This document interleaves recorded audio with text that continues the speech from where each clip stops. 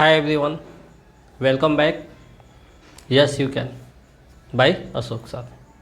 Friends, as far as my consult to say, I am going to teach you biology. Friends, biology में आज हम लोग totally subjective question को करेंगे, जिसमें हम लोग देखते हैं कि हमारा बहुत ही इम्पोर्टेंट सब्जेक्टिव क्वेश्चन है जो हमारे विभिन्न एग्जाम्स, विशेष रूप से बोर्ड्स एग्जाम के लिए बेहद आवश्यक है, नेसेसरी है, ज़रूरी है, इम्पोर्टेंट है। तो इसमें हम लोग भी क्वेश्चन को करेंगे जो आप सिर्फ एक बार, दो बार, तीन बार सिर्फ सुन लेंगे तो आपका कॉन्सेप्ट बिल्कुल क्लियर हो जाएगा। हो सके तो नोटपैड, कॉपी कलम लेकर आप लोग बैठिए और इसको देखते रहिए, और इसके एक स्क्रीनशॉट लेकर या वीडियो चलते हुए आप चाहे तो लिख सकते हैं। क्लियर? तो देखते हैं, फर्स्ट क्वेश्चन हमारा है स्वांगीकरण। आखिर स्वांगीकरण है क्या चीज़? तो हम देखते हैं। अवशोषित भोज्य पदार्थ जब अंतिम रूप से सजीव पदार्थ में बदल जाता है, जब हमारा भोजन का पाचन होता है उसके बाद क्या होता है, पाचक रस द्वारा चूषण दौ से चूस लिया जाता है, वह अवशोषित भोज्य पदार्थ क्या होता है, जब अंतिम रूप से उसका लास्ट स्टेप में सजीव पदार्थ के में बदल जाता है, अर्थात कोशिकाओं द्वारा इसका उपयोग कर लिया जाता है। इसी क्रिया को स्वांगीकरण कहते हैं।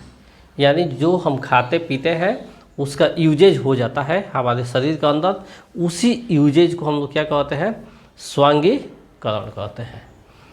इसके बाद है बहिर्क्षेपण। अब तो आप खा चुके, इसके बाद का स्टेप क्या होगा? तो इसके बाद वाला स्टेप है बहिर्क्षेपण। अपचित भोजन को शरीर से बाहर निकालने की क्रिया को बहिर्क्षेपण कहते हैं। क्या? अपचित भोजन को? यस, आपने सही सुना। हम लोग जितना खाते पीते हैं ये ज़रूरी नहीं है कि टोटल भोजन 100% पच जाता है। कुछ ऐसे भोजन के जो अवशेष होते हैं, पदार्थ होते हैं जो पच नहीं पाते हैं, तो उसको शरीर से किसी न किसी रूप में बाहर निकाल लिया जाता है। उसी बाहर निकालने के क्रिया को क्या कहते हैं हम लोग? बहिर्क्षेपण कहते हैं। क्या कहते हैं? बहिर्क्षेपण। क्लियर? आप समझ चुके होंगे। इसके बाद हम लोग देखते हैं परागण। जब परागकोश से परागण निकलकर, परागकोश किस में होता है?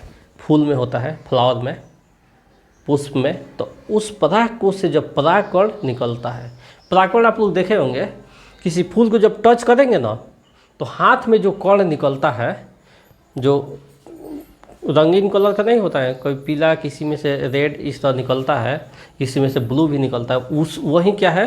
परागकण है। तो जब परागकोश से परागकण निकलकर निषेचन के लिए स्त्री केसर के वर्तिकाग्र पर पहुंचता है, तो इसी प्रक्रिया को हम लोग क्या कहते हैं?